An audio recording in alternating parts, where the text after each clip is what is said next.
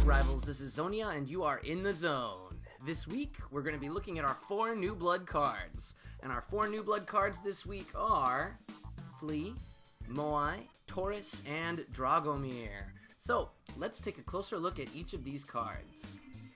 Up first is Flea, the common 2-star from Jungo.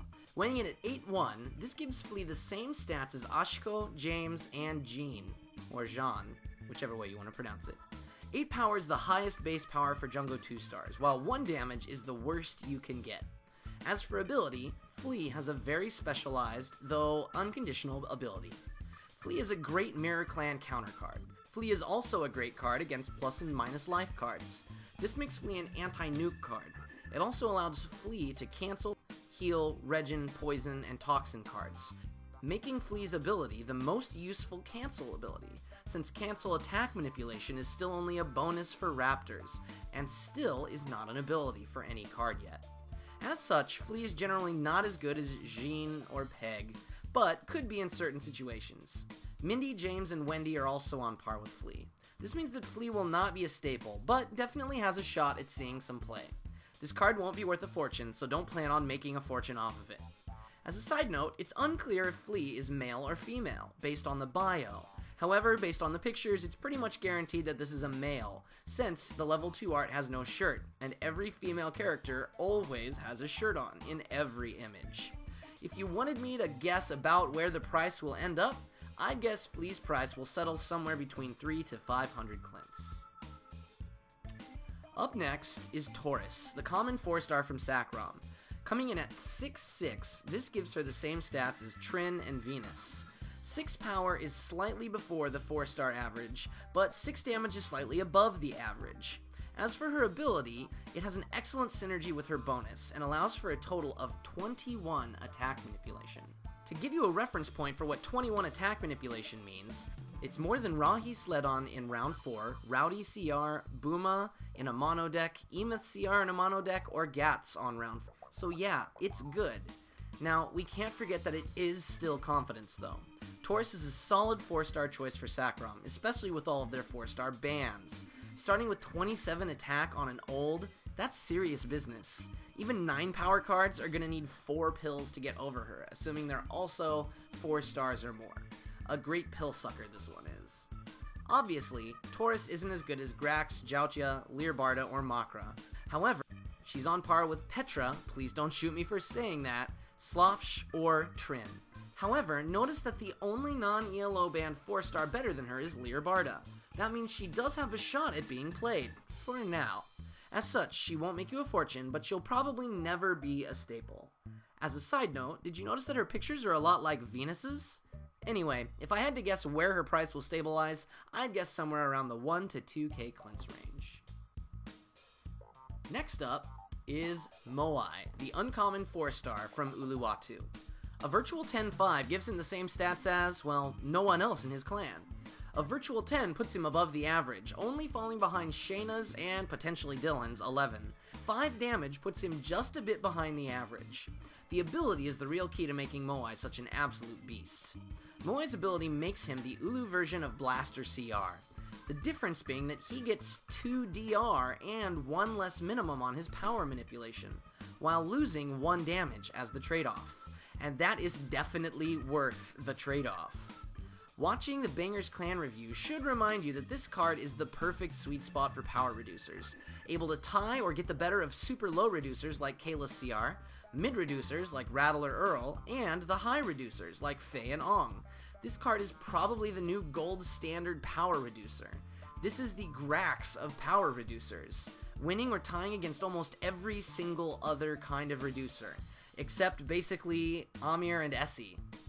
Moai really only has competition with Numar, Wheelie, and Dylan as a 4-star in Uluwatu, but Wheelie is ELO banned, Numar doesn't help as much with KOs, and Dylan is only better against certain clans. So Moai does have competition, but he's a strong choice for a staple, with only a little competition that, to me, seems to be slightly edged out by him. This card is definitely the best this release, as he is essentially better than Blaster CR, so prepare for an ELO permaban soon. This card is one to consider investing in, but as always, wait for the price to fall first. If I had to guess the price where he'll end up, I'd guess maybe 8 to 15,000 clints. This one I'm not as confident about though. It could be much higher or lower if people play with the price. Finally, we have Dragomir, the rare 5-star from Nightmare. At virtually 9-8, this card is a real gem. 9 power is the highest in Nightmare, while 8 damage, 12 with Fury, is the best of all current 5-star Nightmare as well. His ability of +1 life per damage is excellent, but it also leaves him quite vulnerable to many things. Plus life per damage cards are of course weak to cancel opponent life, to DR, and SOA cards. As this is your 5-star, they will definitely save them for this card too. Running into SOA and DR in one hand isn't that uncommon as well. However, with the Nightmare bonus, you improve your chances of actually getting the full amount of damage off, nullifying SOA bonuses and the DR bonus from Pussycats. However, DR is doubly effective, and even the -2 DR min 2 cards will leave your 5-star at only doing 4 damage without a Fury. He also has a max of 13, meaning he's essentially a conditional late round card, making sure that opponents can more easily save that DR and SOA for the later rounds, being and feeling confident themselves that you will not throw him on round 1. So, while he may be shaky, Eilena's brother is on par with Gumbo and Mephisto. He's definitely the best ELO card, and a current staple. However, I could easily see him being dethroned in the future by a more stable card. Say, something like an 8-5 Toxin 1 Min 1 card, or something else. To me, this card is definitely worth investing in, because 9 power on an SOB clan card is absolute gold. Look at Lisbeth as an example. Even if he's shaky and has a max, he'll still probably always be an amazing card worth running. And as for his price, well, I'd guess somewhere between 35 and 50k. Again, this one's a bit harder to pin down. So, I hope this helps you get a good feel for this week's cards. Unfortunately, I have not yet received my my bi-weekly reimbursement for being a mod, so I've only got 40 credits, which I've been saving up through my other stuff, so I'm going to head into the shop, and we're just going to get one more New Blood pack, since that's really all that I can afford. We're going to get one Mega New Blood, we're going to see how we do, and hopefully we get something really good. Let's see if we can get some of these new cards, so let's just see how it goes. Oh, hey, not a bad pack. Alright, very, very pleased with this. Alright, so, for a pack, we have Tormenta, Fastbender, Navi, Gems, Violet, Angora, and Khan. Overall, again, an absolutely excellent pack. Just to go through it again, we've talked about Tormenta, an amazing 2-star card that is definitely going to be a very pricey 2-star, one of the new gold standards of 2-stars, as you can see already, quickly ELO banned. Tormenta, an amazing card I definitely get a hold of. Fastbender, again, 3-star that I love in Riots. I've been saying over and over again, I think he's going to be a staple for sure. Navi, again, a 5-star card that I really enjoy. I think she's a lot stronger than a lot of people think, because that 8 damage she gets sets her up for a very easy KO with all of those 4 damage, 2 and 3-star cards that Skeels has. Gems, a 5-star that is certainly not bad, but of course versus SOA, it's going to leave her at basically only doing about 3 damage, and that's not exactly what I want happening in my Berserk deck. So I don't think she's going to see a whole lot of play, but she's got her place, and you know, when they bring out a mission that requires you to do poison, Gems is going to be a go-to card for that. Violet, again, an 8-2, I believe, that cancels opponent pill manipulation. Really good for mirror battles against other Riot decks, and against, you know, those crazy cards like Shan, or people running crazy cards like Grace, which would be a mirror battle anyway, but for cards like that, Violet's going to be an excellent 2-star. With the 8 power, it's definitely going to let her win pretty much anyone she goes against. It's not too much of a problem. So she's kind of like, I see her as like a Wanda that has a little bit more utility than just like a non-ability. Angora, again, an excellent 2-star with SOB. Now with the ban of Siblia, I think we're going to see a little bit more 2-star play, and Angora is one of those 2-stars that may see quite a bit more play. 7-2 SOB, excellent little card for Vortex, protecting her own bonus. Very much like the card, but I wish she did a little bit more damage, so I don't think that she's an amazing staple that's going to be around forever, but she can definitely be slotted into your ELO decks right now. And then Khan, our third 5-star in this pack, absolutely amazing card.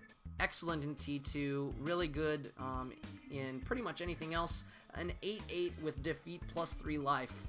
I mean, what you're looking at here is very akin to like a, you know, DJ Core. Now, obviously, he's not the same. I'm not trying to say he's the same as DJ Core. Obviously, Core is better, but when you look at him, 8/8 with 3 life that comes back if he loses. Core, 8/8 with -3 -1. The difference being that Core obviously has higher base stats, and so he also has that bonus of +8 attack.